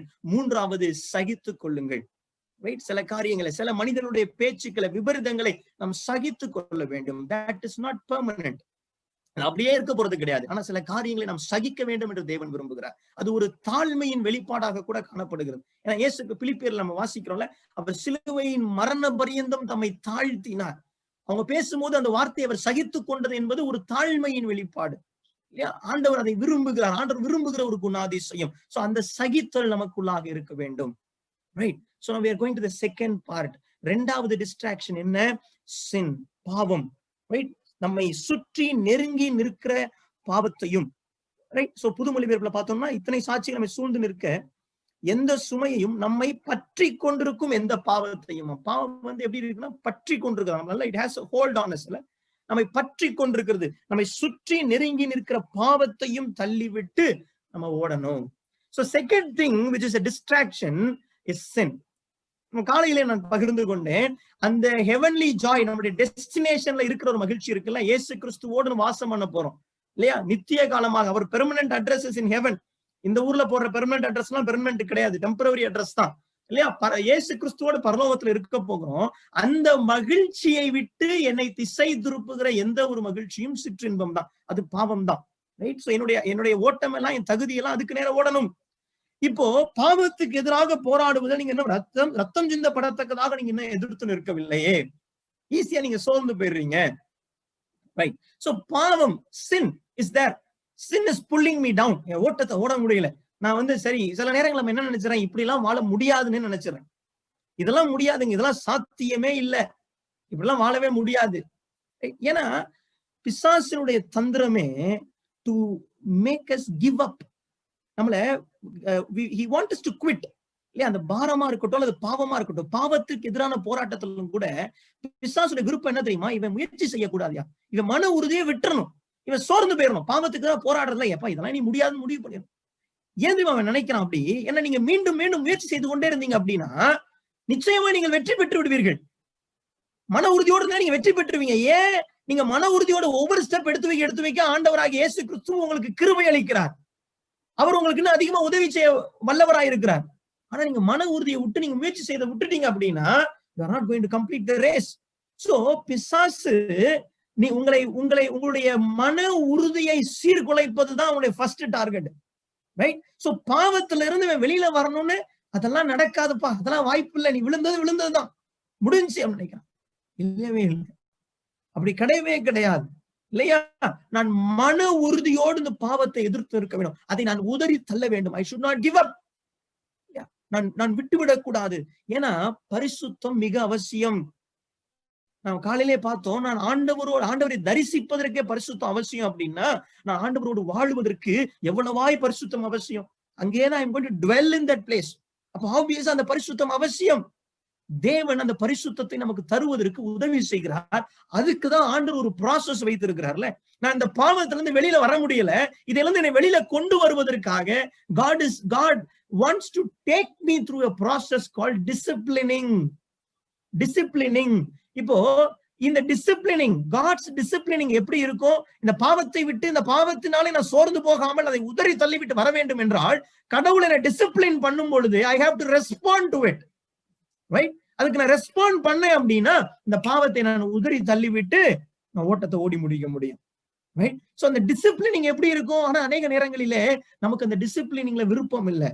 ஐயோ வேண்டாம், அந்த சிச்சையெல்லாம் வேண்டாம், அந்த பாவத்தை விட்டு வெளியில போவதற்காக அந்த டிசிப்ளினுக்கு நம்ம கோஆபரேட் பண்ணுவதற்கு நம்ம ரொம்ப தயங்குகிறோம். ரைட்? இப்ப அந்த 2வது பகுதி வேத வசனங்களை நான் வாசிக்க விரும்புகிறேன். எபிரேயர் 12ஆம் அதிகாரம் 5வது வசனத்திலிருந்து வாசிக்கிறேன். நன்றாக கவனியுங்கள், வார்த்தைகளை நல்லா கவனிங்க. எபிரேயர் 12ஆம் அதிகாரம் 5வது வசனத்திலிருந்து வாசிக்கிறேன். தம் பிள்ளைகளிடம் பேசுவது போல் இறைவன் உங்களுக்கு தந்த பின்வரும் அறிவுரையை நீங்கள் மறந்து விட்டீர்கள். பிள்ளாய், ஆண்டவர் உன்னை கண்டித்து திருத்துவதை வேண்டாம் என தள்ளிவிடாதே. ஆண்டவர் உன்னை கண்டித்து திருத்துவதை வேண்டாம் என தள்ளிவிடாதே. அவர் கண்டிக்கும் போது தளர்ந்து போகாதே. தந்தை தாம் ஏற்றுக்கொண்ட மக்களை தண்டிக்கிறார். ஆண்டவர் தாம் யாரிடம் அன்பு கொண்டிருக்கிறாரோ அவர்களை கண்டிக்கிறார். திருத்தப்படுவதற்காக துன்பங்களை தாங்கிக் கொள்ளுங்கள். கடவுள் உங்களை தம் பிள்ளைகளாக நடத்துகிறார். தந்தை தண்டித்திராத பிள்ளை உண்டோ? எல்லா பிள்ளைகளுக்கும் அளிக்கப்படும் தண்டனை உங்களுக்கு அளிக்கப்படாவிட்டால் நீங்கள் உண்மையான பிள்ளைகளாக இருக்க மாட்டீர்கள், முறை தவறி பிறந்த பிள்ளைகளாகவே இருப்பீர்கள். இவ்வுலக தந்தையர் நம்மை தண்டித்து திருத்தினார்கள், நாமும் அவர்களுக்கு மதிப்பு கொடுத்து வந்தோம். அவ்வாறாயின் விண்ணக தந்தைக்கு நாம் எவ்வளவோ பணிந்து வாழ வேண்டுமென்றோ? மேலும் இவ்வுலக தந்தையர் தங்களுக்கு நலமென தோன்றின வகையில் சிறிது காலம் நம்மை தண்டித்து திருத்தினார்கள். ஆனால் கடவுள் நமது நலனுக்காக, நாமும் அவருடைய தூய்மையில் பங்கு கொள்ள வேண்டும் என்பதற்காகவே நம்மை தண்டித்து திருத்துகிறார். 11வது வசனம், இவ்வாறு திருத்தப்படுவது இப்போது மகிழ்ச்சிக்குரியதா இராமல் துயரத்துக்குரியதாகவே தோன்றும். ஆனால் பின்னர் இவ்வாறு பயிற்சி பெற்றவர்கள் அமைதியையும் நேர்மையான வாழ்வையும் பயனாக பெறுவர். சோ காட்ஸ் டிசிப்ளினிங்க பத்தி எவ்வளவு ஒரு சிம்பிளான, ஐ திங்க் இதை வாசிக்கும் போதே எல்லாருக்குமே புரிந்துடும். இதுக்கு ஒரு விளக்கமே தேவையில்லை நினைக்கிறேன்.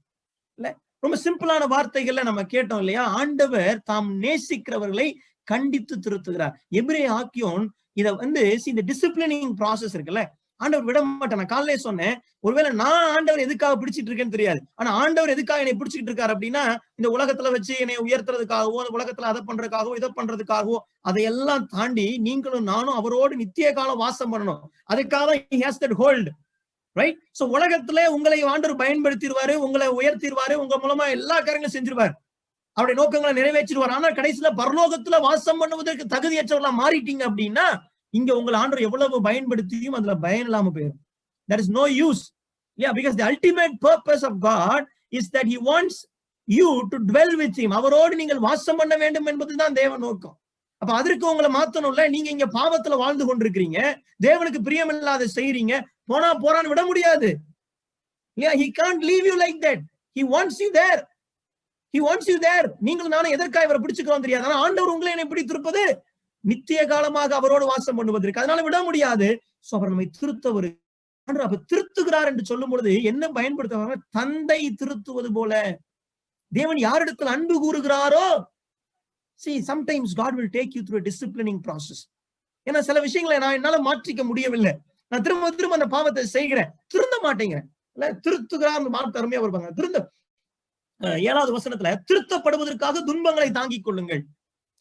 சோ திருத்துவதை குறித்து, நான் திருந்த வேண்டும், நான் திருத்தப்பட வேண்டும். நான் சில தவறுகளை செய்து கொண்டிருக்கலாம், நான் பாவத்தை செய்து கொண்டிருக்கலாம், தேவனுக்கு விரோதமான பாதையில் நான் போய் கொண்டிருக்கலாம். ஆண்டவர் உங்களையும் என்னையும் திருத்த விரும்புகிறார். உங்களையும் என்னையும் தேவன் பரிசுத்தப்படுத்த விரும்புகிறார். அதற்கு God will take a disciplining process. அது தேவனை தண்டிக்கிறார் என்று நீங்க பார்க்க முடியாது. அது என்னவா? அதனால நீங்க சோர்ந்து போக கூடாது. First of all, my attitude towards God's disciplining. நான் மன உறுதியோடு ஓடி முடிக்க வேண்டும் என்றால், தேவன் என்னை திருத்தும் பொழுது அதை குறித்த என்னுடைய மனநிலை, what should be my attitude towards God's disciplining? அது நான் சோர்ந்து போக கூடாது. தேவனை திருத்தும் போது சோர்ந்து போக கூடாது. ஏன் தெரியுமா? It is a reflection of my relationship with God. தேவனோடு எனக்கு இருக்கிற உறவின் வெளிப்பாடு தான் தேவனை திருத்துவது. அவர் என்னை மகளாக கருதுகிறபடினாலே உங்களை என்னை திருத்த விரும்புகிறார். ஐயா, கடினமான வார்த்தையை பயன்படுத்துறார். ஐயா, கடினமான வார்த்தையை பயன்படுத்துகிறார். நீங்க பாத்தீங்கன்னா 5வது வசனத்துல அவர் சொல்லுகிறார், பிள்ளாய் ஆண்டவர் உன்னை கண்டித்து திருத்துவதை வேண்டாம் என தள்ளிவிடாதே. Don't say no to God's disciplining. ஆண்டவர் உங்களை அடித்து திருத்தினாலும் சரி, கடினமாய் திருத்தினாலும் சரி, வேண்டாம் என்று சொல்லிவிடாதே. ஏன்னா என்னவா? 8வது வசனம், எல்லா பிள்ளைகளுக்கும் அளிக்கப்படும் தண்டனை உங்களுக்கு அளிக்கப்படாவிட்டால் நீங்கள் உண்மையான பிள்ளைகளா இருக்க மாட்டீர்கள், முறை தவறி பிறந்த பிள்ளைகளாவீர்கள். God is using a very harsh word இல்லையா? எபிரேயர் 12ஆம் அதிகாரம் 8ஆம் வசனம், எல்லாருக்கும் கிடைக்கும் சிட்சை உங்களுக்கு கிடையாது இருந்தால் நீங்கள் புத்திரராய் இல்லாமல் வேசி பிள்ளைகளாய் இருப்பீர்கள். See, my identity is at stake. ஆண்டவருடைய டிசிப்ளினிங் ப்ராசஸ், என்னுடைய ஆட்டிடியூட் எப்படி இருக்கணும்னா, God, நான் உம்முடைய பிள்ளை என்கிற ஐடென்டிட்டி எனக்கு ரொம்ப முக்கியம் சுவாமி. இல்ல, I don't want to lose that relationship. அது நம்ம ரொம்ப செரிஷ் பண்றோம்ல. நான் ஆண்டவருடைய பிள்ளை, ஆண்டவருடைய புத்திரன், ஆண்டவரை ஏற்றுக்கொண்டார், கைவிட மாட்டார். If that is true, get ready to experience the discipline of God. ஆண்டவருடைய சிட்சையை, ஆண்டவர் உங்களையும் என்னையும் திருத்துவதை ஏற்றுக்கொள்ளுங்கள். அதை தள்ளி விடாதீங்க. அவரை அப்பா, அவரை ஏற்றுக்கொள்வார், அவருடைய அன்பு எனக்கு வேண்டும். தேவன் தான் நேசிக்கிற பிள்ளையை அவர் என்ன பண்றாராம்? திருத்துகிறார். அருமையா வசனம் சொல்லுது, எபிரேயர் 12ஆம் அதிகாரம் 6வது வசனம், கர்த்தர் எவனிடத்தில் அன்பு கூறுகிறாரோ அவரை அவர் சிட்சித்து. See, I want God's love. இன்னைக்கு ஆண்டவருடைய அன்பு எனக்கு வேண்டும், ஆண்டவர் அன்பா இருக்கிறார், அவர் யார் இடத்துல அன்பு கூறுகிறாரோ அவங்களதான் ஆண்டவர் திருத்த விரும்புகிறார். அவங்களுக்கு தான் ஆண்டவர் தண்டனையை குறித்து அல்லது கண்டிப்பின் மூலமாக திருத்த விரும்புகிறார், பரிசுத்தப்படுத்த விரும்புகிறார், பாதைகளை சரி செய்ய விரும்புகிறார். ஆனா I am not ready to take that. I am saying that God loves me. God, I am your child, I am your child, I am child of God. தேவனுடைய குமாரன், தேவனுடைய பிள்ளை, அவர் அன்பு, ஆமாப்பா நீ என் பிள்ளைன்னு உறுதியாகணும் அப்படின்னா நான் உன்னை டிசிப்ளின் பண்ணணும். அப்படி இல்லைன்னா உன் ஐடென்டிட்டியே கொஸ்டின் ஆகுது, நீ முறை தவறி பிறந்த பிள்ளையை போல ஆகிவிடுவாய். So my attitude towards God's disciplining is accepted. Don't say no. That is the expression of his love. That is the expression of his relationship with you and me. உங்களுக்கும் உங்கள் மீதும் என் மீதும் தேவன் வைத்திருக்கிற உறவின் வெளிப்பாடு தேவனுடைய அந்த டிசிப்ளினிங். அவர் உங்களுக்கும் என் மீது வைத்திருக்கிற அன்பின் வெளிப்பாடு டிசிப்ளினிங். அதை மறந்துடாதீங்க, அதை ஏற்றுக்கொள்ளுங்கள், அதை வேண்டாம் என்று சொல்லாதீர்கள், சோர்ந்து போகாதீங்க. Get ready. If God is going to discipline you, don't get discouraged. ஆண்டவர் உங்களை திருத்த விரும்புகிறார். ஏன்னா நீங்க பரலோகத்தில் அவரோடு வாசம் பண்ண வேண்டுமே.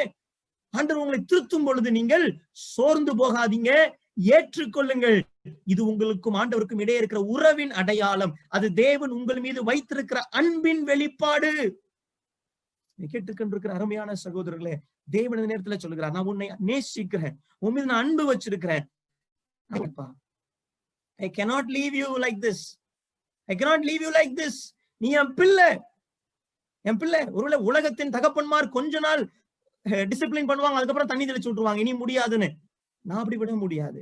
நீ மன உறுதியோடு ஓடி முடிக்க வேண்டும் என்றால் உன்னை நான் திருத்த விரும்புகிறேன், உன்னை நான் சீர் செய்ய விரும்புகிறேன். மூன்றாவது நல்ல இன்னொரு attitude towards God's disciplining, அது துக்கமாகத்தான் இருக்கும். அந்த துக்கத்தை ஏற்றுக்கொள்ள ஆயத்தமா இருங்க. Yes, any disciplining for that sake அது அக்காலத்திலே துக்கமாகத்தான் இருக்கும். 11வது வசனம், எபிரேயர் 12:11. எந்த சிச்சையும் தற்காலத்தில் சந்தோஷமாய் காணாமல் துக்கமாய் காணும். தேவன் உங்களை சிட்சிக்கும் பொழுது, தேவன் உங்களை திருத்தும் பொழுது அந்த துக்கத்தை ஏற்றுக்கொள்ள ஆயத்தமா இருங்க. அந்த துக்கத்தை நீங்க ஏற்றுக்கொள்ள ஆயத்தமா இல்லை அப்படின்னா நீங்கள் மன உறுதியோடு ஓடி முடிக்க முடியாது. இந்த பாவத்தின் விளைவாக நீங்கள் விழுந்து போய் விடுவீர்கள். Right? So my attitude towards God's disciplining, அதை ஏற்றுக்கொள்ளுங்கள், வேண்டாம்னு சொல்லாதீங்க. அதோடைய அன்பின் வெளிப்பாடு, நம் மீது உள்ள உறவின் அடையாளம். இன்னொன்னு, அந்த துக்கத்தை ஏற்றுக்கொள்ள ஆயத்தமா இருங்க. அது துக்கம் தான், கஷ்டமா தான் இருக்கும். God is not saying don't be, அது கஷ்டமா இருக்காது, இல்ல துக்கமா தான் இருக்கும். ஆனா அல்டிமேட் அவரோடு இருக்கணுமே. உறவு முக்கியம் இல்லையா? இந்த துக்கம் வேண்டாம் அப்படின்னா உறவு அந்த பக்கம் அதை சாக்ரிஃபைஸ் பண்ணும். ஆண்டோடைய பிள்ளை என்பதுல என்னுடைய அடையாளம், ஆண்டோடைய பிள்ளையா இருப்பதுல இருக்குல்லங்க மேன்மை, அதுல இருக்கு பாருங்க ஒரு சந்தோஷம், அதுல இருக்கு பாருங்க ஒரு கெத்து, நானுடைய பிள்ளை அப்படின்னு. அப்ப இந்த துக்கத்தை ஏற்றுக்கொண்டாதான் அந்த கெத்து. இன்னைக்கு அநேகர் நம்ம நினைக்கிறோம், நானுடைய பிள்ளை, ஆண்டவர் அன்பா இருக்கிறார். எஸ், அன்பா இருக்கிறதுனாலதான் ஆண்டவர் திருத்த போகிறார், அன்பா இருக்கிறதுனாலதான் உங்களை கண்டிக்கிறார், அன்பா இருக்கிறதுனால தான் நான் உன்னை விடமாட்டேன் என்று ஆண்டவர் சொல்லுகிறார் அந்த மாலை நேரத்துல. Now finally, கொஞ்சம் நேரம் போறனால வேகமா சொல்லி முடிக்க விரும்புகிறேன். You have to now respond to God's disciplining. You have to respond to God's disciplining. ஆண்டவர் உங்களை திருத்தும் பொழுது ரெஸ்பாண்ட். எப்படி ரெஸ்பாண்ட் பண்ணணுமா?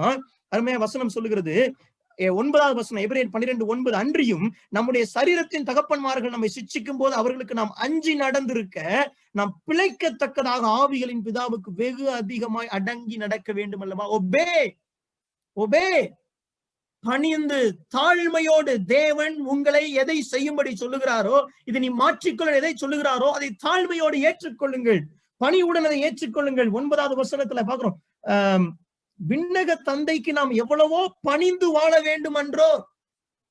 Have that humble heart to accept God's discipline. இன்னைக்கு ஏற்றுக்கொள்ள முடியலங்க. இந்த வேத வசனத்தின் வார்த்தைகளை என்னால் ஏற்றுக்கொள்ள முடியவில்லை. I am resisting. ஆண்டவர் சொல்லுகிறார், நான் திருத்துவதற்கு you have to respond to God's disciplining by humbly accepting it. அடங்கி நடக்க வேண்டும் அல்லவோ? ரைட்? அடுத்து என்ன பண்ணணுமா? ஆண்டவர் இப்படி இருக்கிறது, ஆண்டவர் நம்ம டிசிப்ளின் பண்ணும் பொழுது 12வது வசனம், ஆகையால் நெகிழ்ந்த கைகளையும் தளர்ந்த முழங்கால்களையும் நீங்கள் திரும்ப நிமிர்த்தி, strengthen your hands, strengthen your knees. அவருடைய சமூகத்திலே வாருங்கள், முழங்கால்களை திரும்ப நிமிர்த்துங்கள், கைகளை ஸ்ட்ரென்தன் பண்ணுங்க, ஆண்டவருக்காய் செய்கிற செயல்களை விட்டு விடாதீர்கள். ஆண்டவருக்கு ஆண்டுடைய சமூகத்திலே வந்து முழங்கால்களை முடக்கி செபியுங்கள். இனி இது கூடாது, இனி என்னால் முடியாது என்று நினையாதிருங்கள். Respond to God's disciplining. ஆண்டவர் உங்களை திருத்தும் பொழுது அதற்கு ரெஸ்பாண்ட் பண்ணுங்க, கீழ்ப்படியுங்கள், தாழ்மையோடு வந்து ஆண்டவர் சொல்லுகிற காரியத்தை ஏற்றுக்கொள்ளுங்கள். 3வதாக, பரிசுத்தம் இல்லாமல் தேவனை யாரும் தரிசிக்க முடியாது. பரிசுத்தம் இல்லாமல் தேவனை யாரும் தரிசிக்க முடியாது. 13ஆம் வசனம், முடமா இருக்கிறது பிசகி போகாமல் சொஸ்தகமாகும்படிக்கு உங்கள் பாதங்களுக்கு வழிகளை செவ்வைப்படுத்துங்கள்.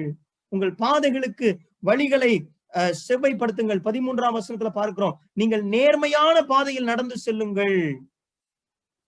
உங்களுடைய பாதை, இந்த லைஃப் யூ ஆர் லிவிங், நீங்கள் போகிற வழியை செவ்வைப்படுத்துங்க. சில பாதையை சரி பண்ண வேண்டியிருக்கு. ஆண்டவர் சொல்லுகிறார் என்றால் அந்த பாதையை சரி பண்ணுங்க.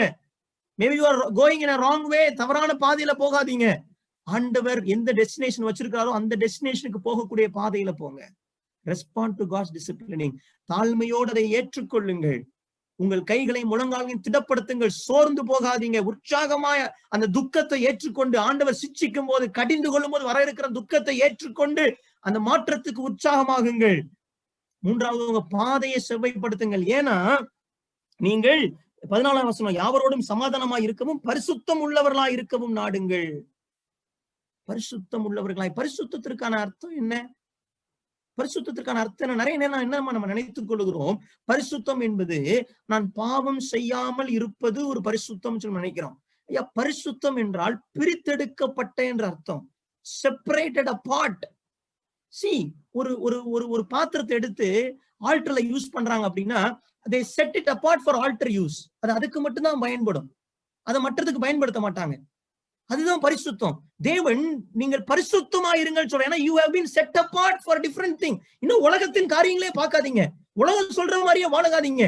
பரிசுத்தமா இருங்கள் என்றால் உங்களுடைய நம்பிக்கை வேறு, உலகத்தின் நம்பிக்கை வேறுயா. உங்களுடைய தேவன் வேறு, உலகத்தின் தேவன் வேறையா. உங்க தேவன் சொல்ற அன்பு வேறு, உலகம் சொல்ற அன்பு வேறு. நீங்கள் பிரித்தெடுக்கப்பட்டவர்கள், பரிசுத்தம் உள்ளவர்களாயிருங்கள். ஏன் இந்த உலகத்தின் பக்கமே போறீங்க? ஏன் உலகத்தின் பாதையிலே போறீங்க? ஏன் உலகத்தோடு ஒத்து போக பார்க்கிறீங்க? That is not yours. நீங்கள் சிங்காசனத்தில் அவரோடு இருக்க வேண்டியவங்க. உங்களுடைய நம்பிக்கை பரலோக வாழ்க்கை. நீங்கள் அப்ப பிரித்தெடுக்கப்பட்டவர்களாய் வாழணுமே. உங்க சிந்தனை வேற மாதிரி இருக்கணும். அதுதான் பரிசுத்தமா இருக்கிறது. உங்க பார்வை வேற மாதிரி இருக்கணும். உங்க வாழ்க்கை வேற மாதிரி இருக்கணும். உங்க பாதைகளை செவ்வப்படுத்துங்க. பரிசுத்தம் உள்ளவர்களாய் மாறுங்கள். தேவன் இந்த மாலை வேளையிலே எச்சரிப்போடு சொல்லுகிறார், ஐயா, உங்களை தேவன் விட விரும்பவில்லை, உங்களை திருத்த விரும்புகிறார். பாவத்தின் நிமித்தம் உங்களுடைய மன உறுதியான ஓட்டம் சோர்வடைகிறது. தேவனுக்காய் நீங்கள் ஓட வேண்டிய ஓட்டம் இருக்கிறதுயா. நீங்க கடைசி வரை ஆண்டவர் உங்களை பயன்படுத்த விரும்புகிறார். தேவன் உங்களை கொண்டு பெரிய காரியங்களை செய்ய விரும்புகிறார். ஆனால் பாவத்தின் நிமித்தம், இந்த பாவத்தின் நிமித்தம் உங்களுடைய ஓட்டம் தடைபட போகும் பொழுது தேவன் அதை பார்த்து கொண்டு சும்மா இருக்க விரும்பவில்லை. ஏனென்றால் God loves you. God wants to change you. உங்களை ஆண்டவர் திருத்த விரும்புகிறார். ஏன்னா God's disciplining is reflection of his love. அவருடைய அன்பின் வெளிப்பாடு. அவர் நம் மீது வைத்திருக்கிற உறவின் அடையாளம். ஆண்டவர் உங்களை திருத்த விரும்புகிறார். இந்த காலை வேளையில் நம்ம ஒரு எச்சரிப்போட முடிச்சோம். இதே போல இந்த மாலை வேளையில் ஒரு எச்சரிப்போட தேவன் நிறைவு செய்ய விரும்புகிறார். கிருபையை பத்தி நம்ம பேசுறோம்ல, God gives us grace. இன்னைக்கு கிருபையை பத்தி பேசப்படுகிறது இல்ல? கிருபை, ஆண்டவர் கிருபை தருகிறார், கிருபை தருகிறார். எஸ், கிருபையை பத்தி பேசுகிற அதே வேதாகமத்துல கிருபையை விருதாவாக எண்ணாதீங்க என்பதை குறித்தும் பேசப்பட்டிருக்கிறது. எபிரேயர் 12ஆம் அதிகாரம், ரைட், 15வது வசனம். எபிரேயர் 12:15. ஒருவனும் தேவனுடைய கிருபையை இழந்து போகாதபடிக்கும் யாதொரு கசப்பான வேறு முளைத்தெலும்பி கலக்கம் உண்டாக்குகிறதுனால் அநேகர் தீட்டுப்படாதபடிக்கும் எச்சரிப்பு வருகிறதுயா. கிருபையை இழந்து போயிடாதீங்க. There is a possibility you could lose grace, right? கிருபையை இழந்து போகாதபடிக்கும் யாதொரு கசப்பான வேர் முளைத்தெலும்பி கலக்கம் உண்டாக்குறதுனால் அநேகர் தீட்டுப்படாதபடிக்கும். கிருபையை இழப்பதினாலே அநேகர் தீட்டுப்படாதபடிக்கும் எச்சரிக்கையாருங்க. ஏசாவை ஒரு உதாரணமா சொல்லுகிறார் எபிரேய ஆக்கியோன். ஒருவனும் வேசி கல்லனாகவும் ஒருவேளை போஜனத்துக்காக தன் சேஷ்ட புத்திர பாகத்தை விற்று போட்ட ஏசாவை போல் சீர்கெட்டவனாக இராதபடிக்கு எச்சரிக்கையாருங்க. ஒருவேளை சாப்பாடு வேணுங்கிறதுக்காக, அந்த மொமெண்ட்ல அவனுடைய அந்த டிசையரை பூர்த்தி செய்ய வேண்டும் என்பதற்காக சேஷ்ட புத்திரபாகம் என்கிற விலையேறப்பட்ட ஒன்றை அவன் விற்று போட்டான். இன்னைக்கு ஆண்டவர் நமக்கு தந்திருக்கிற கிருபையை, தேவன் நமக்கு தந்திருக்கிற வாய்ப்புகளை, தேவன் அள்ளி கொடுத்த கிருபையை ஒரு நிமிட ஆசைகளுக்காக, என்னுடைய அந்த மொமெண்ட் ஹாப்பினஸுக்காக, அந்த மாம்சிக ஆசைகளுக்காக விற்று போடுகிற ஏசாவை போல் நம்ம இருக்கிறோமா? கிருபையை இழந்து போகாதபடிக்கு எச்சரிக்காருங்க. The grace is not going to come to you. எப்பொழுதும் வந்து கொண்டே இருக்க போல ஆண்டவர் திருத்த விரும்புகிறார். ஆண்டவர் உங்களையும் என்னையும் மாற்ற விரும்புகிறார். கிருபையை இழந்து போகாதபடிக்கு எச்சரிக்கையாயிருங்கள். யாதொரு கசப்பான வேர் முளைத்தெலும்பி கலக்கம் உண்டாக்குகிறதால் அநேகர் தீட்டுப்படாதபடிக்கு எச்சரிக்கையாகிறீர்கள். இதுல ரொம்ப வார்னிங்கான ஒரு விஷயம் என்ன தெரியுமா? 17ஆம் வசனம். ஏனென்றால், ஏன் இவ்வளவு அழுத்தமா சொல்றாரா எபிரேய ஆக்கியோன்? ஏன் ஏசாவை போல இருந்துராதீங்கப்பா, ஒரு மொமெண்ட் சாப்பாடுக்காக விட்டு போட்டுறாதீங்கப்பா, கிருபையை மிஸ் பண்ணிடாதீங்க, கிருபையை இழந்துராதீங்க. ஏன் அடித்துக் கொள்ளுகிறார் தெரியுமா எபிரேய ஆக்கியோன்? ஏனென்றால் பிற்பாடு அவன் ஆசீர்வாதத்தை சுதந்திரித்துக் கொள்ள விரும்பியும், அவனுக்கு அதுக்கப்புறம் பிற்பாடு later he recognized, he realized, எனக்கு ஆசீர்வாதம் வேணும்னு விரும்பியும் ஆகாதவன் என்று தள்ளப்பட்டதை அறிவீர்கள். அவன் கண்ணீர் விட்டு கவலையோடே தேடியும் மனம் மாறுதலை காணாமற் போனான்.